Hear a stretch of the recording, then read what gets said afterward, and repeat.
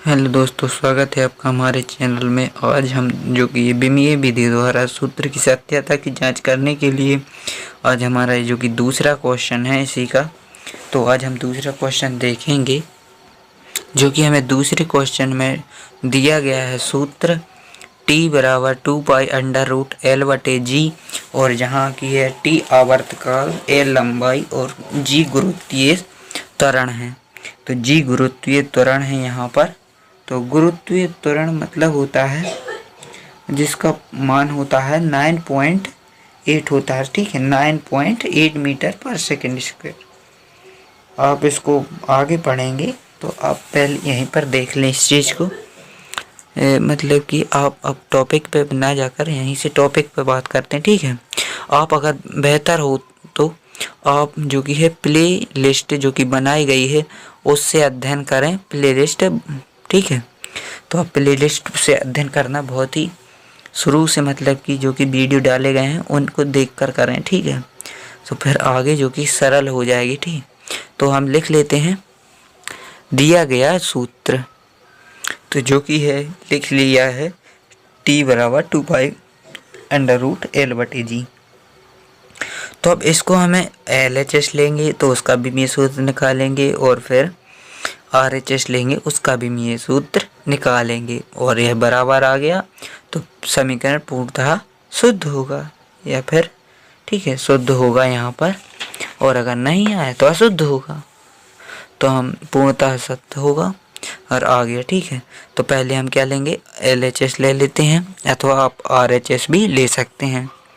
तो यहाँ पर हम लिख देते हैं LHS लेने पर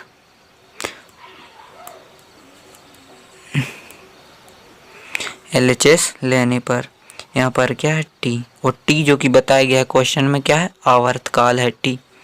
तो इसको हम लिखेंगे क्या, आवर्तकाल। आवर्तकाल क्या होता है, समय होता है। तो समय के लिए हम क्या लिखेंगे, आवर्तकाल समय होता है तो t लिखेंगे, ठीक है। इसको फुल फॉर्म में लिखें तो m0 L0 और t लिखेंगे, ठीक है। और जो कि अब यह आ गया हमारा तो हम क्या लेंगे, RHS लेंगे, ठीक है। RHS लेने पर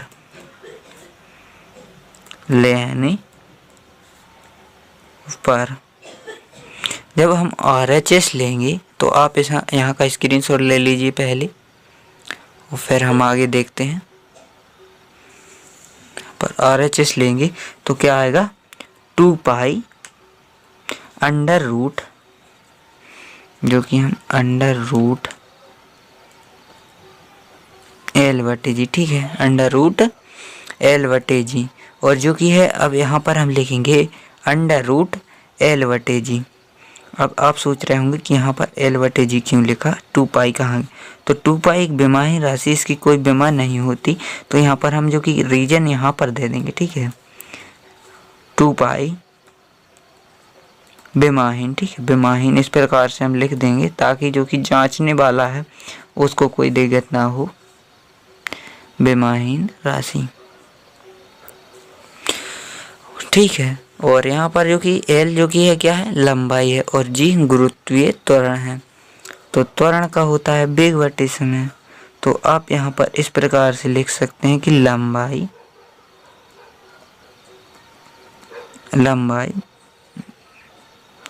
गुरुत्वीय त्वरण, ठीक है, गुरुत्वीय त्वरण। तो मैं कुछ इस प्रकार से यहाँ पर लिख देता हूँ, त्वरण। यहाँ पर जो कि √ है तो इस प्रकार से हम लिख देंगे गुरुत्वीय त्वरण है जो कि, तो लंबाई तो वैसी की वैसी ही रहेगी। तो कुछ इस प्रकार से अगर हम लिखें इसको तो लंबाई, ठीक है, लंबाई वेग बटे समय।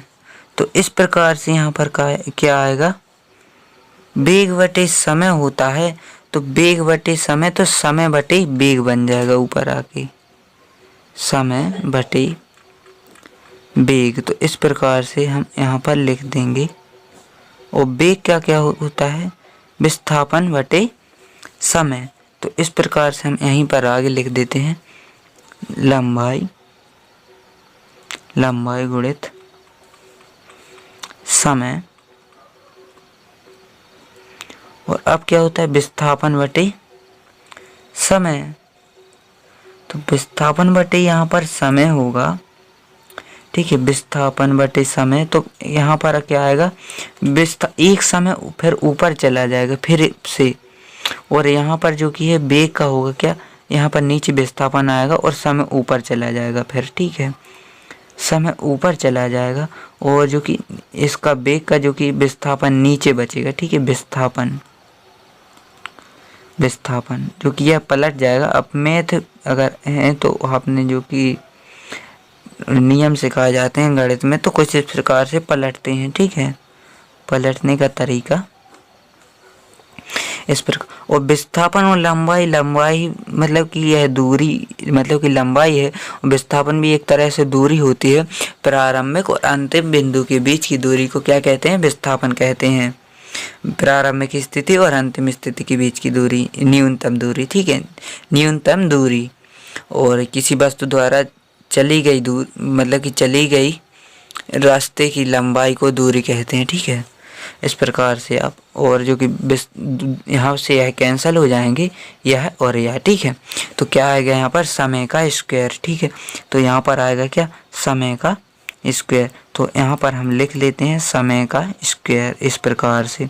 और यहाँ पर जो अंडर रूट है वह लगेगा ही, समय का स्क्वायर होगा तो क्या आएगा यहाँ पर जो कि आएगा T2 आएगा क्या, T2। इसको हम कोष्टक में बंद करेंगे और यहाँ पर करनी लगाएंगे और इससे कैंसिल हो जाएगा।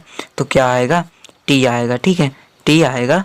अगर हम इसको फुल फॉर्म में लिखें तो यहाँ पर हम लिख सकते हैं AM0 L0 और T। और जो कि यही है हमने जो कि LHS में निकाला है, LHS में भी यही आया था और जो कि RHS में भी यही आया है। तो आप यहाँ पर इस प्रकार से लिख सकते हैं LHS बराबर जो कि है RHS के बराबर होगा, ठीक है, RHS के बराबर होगा। तो यहाँ पर हम फिर लिख देते हैं अतः दिया गया समीकरण पूर्णतः सत्य या शुद्ध है। तो यहाँ पर लिख देते हैं। तो हमने कुछ इस तरीके से लिख दिया है। तो आप यहाँ से आपने पहला स्क्रीनशॉट ले लिया है तो आप यहाँ से सेकंड स्क्रीनशॉट यहाँ से ले सकते हैं इतना, और फिर यहाँ पे थोड़ी सा है इतना, ठीक है, इतना सा ले लीजिए, ठीक है। तो मिलते हैं अगले नेक्स्ट वीडियो में नए टॉपिक के साथ। तब तक के लिए जय हिंद, जय भारत, धन्यवाद। Thanks for watching video, thank you.